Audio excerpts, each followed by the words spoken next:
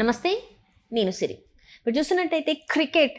So, నిన్న మనం చూసాము ఛాంపియన్‌షిప్ ట్రోఫీ అయితే మనం గెలవడం జరిగింది. అయితే అక్కడ లాస్ట్‌లో ఏదైతే సెరమనీ ఉంటదో, ఆ సెరమనీలో పాకిస్తాన్ క్రికెట్ బోర్డ్‌కి సంబంధించిన వ్యక్తులు ఎవ్వరు కూడా అక్కడ లేరు. దీనికి సంబంధించి పాకిస్తాన్ మాజీ క్రికెటర్స్ కూడా స్పందించడం జరిగింది. అసలు ఎందుకు మరి వాళ్ళు అక్కడ ఆ సెరమనీలో లేరు, ఎందుకు పార్టిసిపేట్ చేయలేదు అనే అంశం కూడా చర్చనీయాంశమైంది. సో, దీనికి సంబంధించి మరిన్ని విషయాల్ని మనకు తెలియజేయడానికి మనతో పాటు ఉన్నారు ప్రముఖ సీనియర్ జర్నలిస్ట్ యజ్ఞమూర్తి గారు. నమస్కారం సార్. నమస్తే సిరి. సార్, క్రికెట్ అంటే చాలా మందికి ఇట్లా ఒక ఎమోషన్ అనే చెప్పుకోవాలి. నిన్న చూసుకున్నట్టయితే ఛాంపియన్‌షిప్ ట్రోఫీ జరిగింది. అందులో మనం గెలిచాము. కాకపోతే ఇక్కడ ఏదైతే ఆ సెరమనీ ఉందో అందులో పాకిస్తాన్ క్రికెట్ బోర్డ్‌కి సంబంధించిన ఒక్క పర్సన్ కూడా మనకు కనిపించలేదు. ఎందుకు కనిపించలేదు? దీనికి సంబంధించి పాకిస్తాన్ మాజీ క్రికెటర్స్ కూడా స్పందించడం జరుగుతుంది. ఏంటంటారు? ఏం జరిగిందంటారు అసలు? నిన్న అత్యంత ఉత్కంఠభరితంగా జరిగినటువంటి ఫైనల్ మ్యాచ్లో ఐసీసీ ఛాంపియన్ ట్రోఫీ ఫైనల్, అందులో మరోసారి ఇండియా అంటే 12 సంవత్సరాల తర్వాత ఆ ఛాంపియన్స్ ట్రోఫీని ఇండియా గెలుచుకుంది న్యూజిలాండ్ని ఓడించి.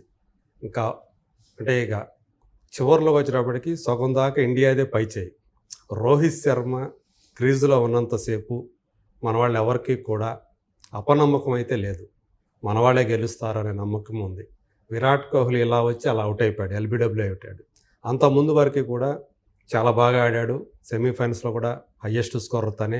అంటే ఫైనల్స్కి రావటంలో ఈ క్రమంలో లీగ్ దశలో కానివ్వండి, తర్వాత ఫైనల్స్ రావడంలో కానివ్వండి, విరాట్ కోహ్లీ ప్రెజెన్స్ అనేది ఎవరూ కూడా దాన్ని తప్పుపట్టలేరు. ఆయన వల్లే ఫైనల్స్ దాకా వచ్చిందనేది కూడా నిజం. ఒక బ్యాట్స్మెన్గా చూస్తే బాగా సక్సెస్ అయ్యాడు. అతనే అప్పటి వరకు కూడా హయ్యెస్ట్ రన్ గెటర్ కూడా మన ఇండియా తరఫున అతనే అన్నమాట. అయితే ఫైనల్స్లో ప్రతిసారి ఆడటానికి వాళ్ళు దేవుళ్ళు కాదు కదా, వాళ్ళు కూడా మానవ మాత్రులే. సో వాళ్ళు కూడా ఏదో ఒక సందర్భంలో విఫలమవుతూ ఉంటారు. అలా విరాట్ కోహ్లీ విఫలమయ్యాడు. కానీ అంతకుముందు వరకు కూడా సరిగా ఆడనటువంటి రోహిత్ శర్మ ఫైనల్స్లో కెప్టెన్ ఇన్నింగ్స్ ఆడాడు. హయ్యెస్ట్ స్కోర్ చేశాడు, 76 రన్స్ చేశాడు. మొదట్లో ఒత్తిడి లేకుండా చూసుకున్నాడు, ఫాస్ట్గా ఆడాడు.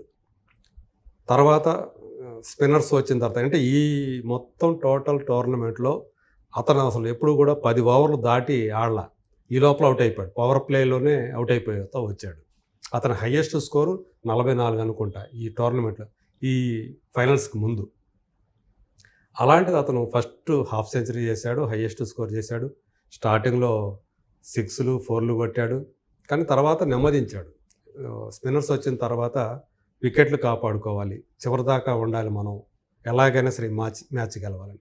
విరాట్ కోహ్లీ అవుట్ అయిపోయిన తర్వాత ఒత్తిడి పెరిగిపోయింది మన మీద. దాంతో అతను అప్పటిదాకా ఫాస్ట్గా ఆడిన వాడు కూడా స్లోగా ఆడటం మొదలుపెట్టాడు. అది అతని పద్ధతి కాదు, పద్ధతికి విరుద్ధంగా ఆడాడు.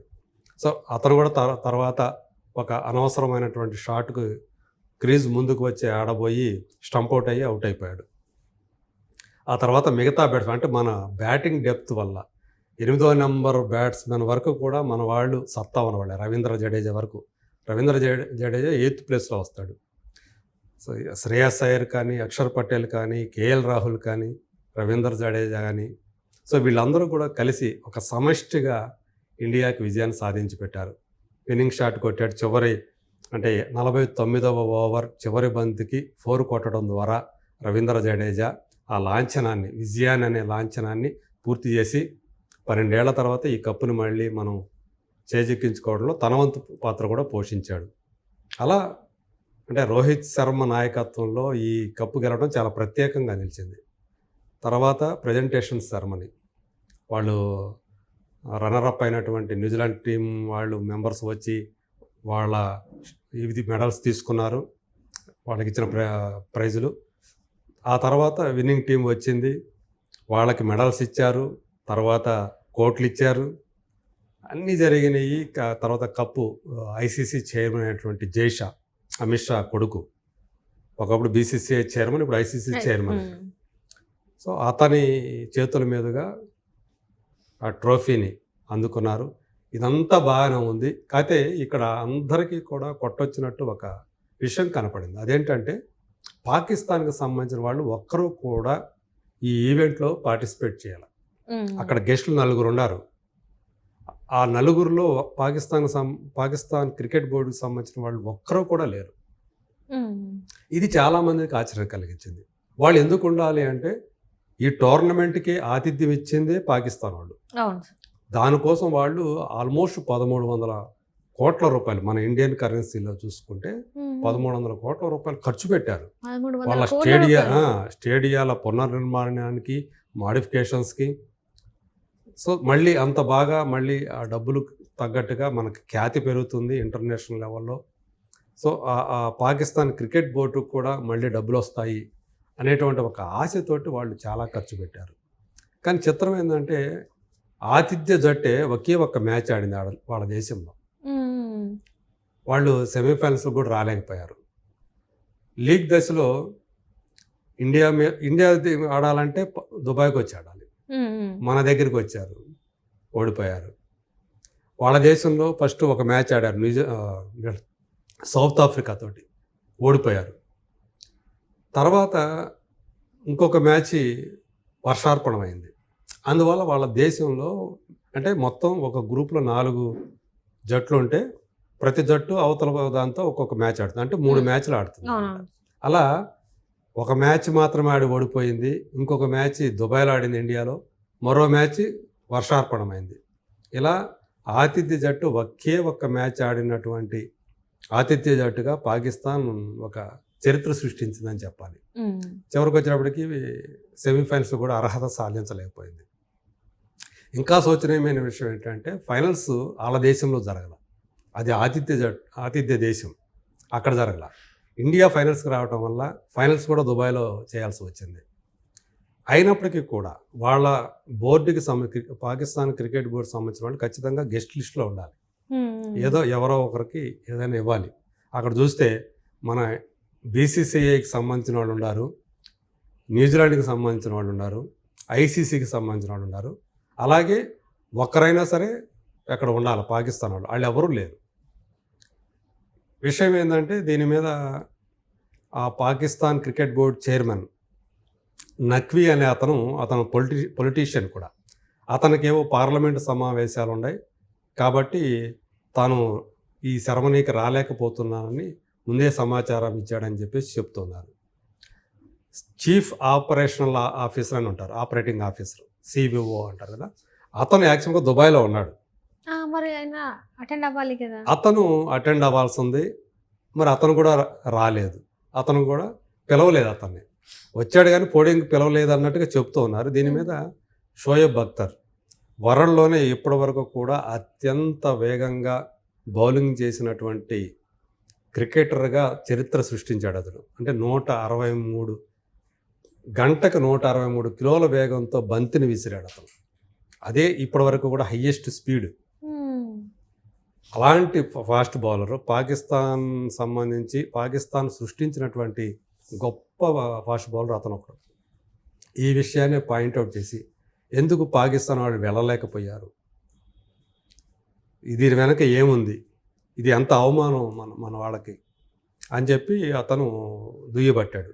సోషల్ మీడియాలో అయితే పాపం పాకిస్తాన్ క్రికెట్ బోర్డు దగ్గర డబ్బులు పేదదైపోయింది. ఎందుకంటే స్టేడియా నిర్మాణానికి, పునర్నిర్మాణానికి డబ్బులన్నీ అయిపోయినాయి. అందుకనే ట్రావెల్ చేయడానికి కూడా డబ్బులు లేవు కావాలా, అందుకనే రాలేకపోయారని చెప్పి సెటైర్లు వేస్తూ సోషల్ మీడియాలో చాలామంది అలా అంటే ఒక రకంగా చెప్పాలంటే అవమానిస్తారని చెప్పాలి. అలా అంటే ఒక రకంగా చెప్పాలంటే పాకిస్తాన్ పరిస్థితి ఎలా అయిపోయిందంటే డబ్బులు పోయినాయి, పరువు పోయింది అన్నట్లుగా తయారైంది. ఇది కనీసం సెమీఫైనల్స్కి రాలేదు, నాకౌట్ దశలోనే వెళ్ళిపోయింది. ఒక్కటంటే ఒక్క గెలుపు సాధించలేకపోయింది. పైగా వాళ్ళ దేశంలో ఫైనల్స్ కూడా జరుపుకోలేకపోయింది. ఇలాంటి ఒక రకమైనటువంటి అంటే ఇబ్బందికర పరిస్థితి ఏ దేశానికి రాకూడదు. అలాంటి పరిస్థితి పాకిస్తాన్కి వచ్చింది. ఇప్పుడు ఫైనల్స్లో కూడా వాళ్ళ ప్రతినిధి ఎవరూ లేకపోవటం అనేది మాత్రం పెద్ద చర్చనీయాంశం. దీనికి సమాధానం మరి ఇవ్వాల్సిన బాధ్యత కూడా ఆ బోర్డుదే. వాళ్ళు మరి ఏం చెప్తారు ఏంటి, ఇప్పటివరకు అయితే ఎందుకు రాలేదనేది రకరకాల ఊహాగానాలు వినిపిస్తున్నాయి. కానీ అసలు రీజన్ ఏంటి, ఎందుకు కావాలని ఐసీసీ వాళ్ళే అంటే ఇంటర్నేషనల్ క్రికెట్ కౌన్సిలే పిలవలేదా పాకిస్తాన్ ప్రతినిధుల్ని, లేదా పాకిస్తాన్ వాళ్ళు మేము రాలేమా అని ఏమన్నా చెప్పారా? రైట్. ఎందుకంటే ఇండియా వచ్చింది కాబట్టి ఫైనల్స్కి, అక్కడ ఇండియా కప్పు గెలిచిందంటే మళ్ళీ పాకిస్తాన్ వాళ్ళు దాన్ని ఇవ్వాల్సి వస్తుంది ఇండియాకి. ఇది ఇంకా వాళ్ళ దేశంలో చాలా విమర్శ తావిస్తుంది. కింద చూస్తే ఐసీసీ ఛాంపియన్షిప్ 2025 పాకిస్తాన్ అని ఉంటుంది. ఆ దాని మీద మన ఇండియా వాళ్ళు అదే టోర్నమెంట్ పెట్టుకొని ఛాంపియన్ చేస్తూ సెలబ్రేట్ చేస్తూ అదంతా సంబరాలు జరుపుకున్నారు. సో అందువల్లే ఇప్పుడు ఇదంతా కూడా పాకిస్తాన్కి సంబంధించి పాపం ఒక విషాదంలో ఉంది అనేటువంటి మాటలు ఎక్కువగా వినిపిస్తూ ఉన్నాయి. సో మనం అనుకున్నట్టు ఏం ఆన్సర్ వస్తుంది ఏంటి అనేది చూడాలి. Right sir. Thank you so much. Thank you.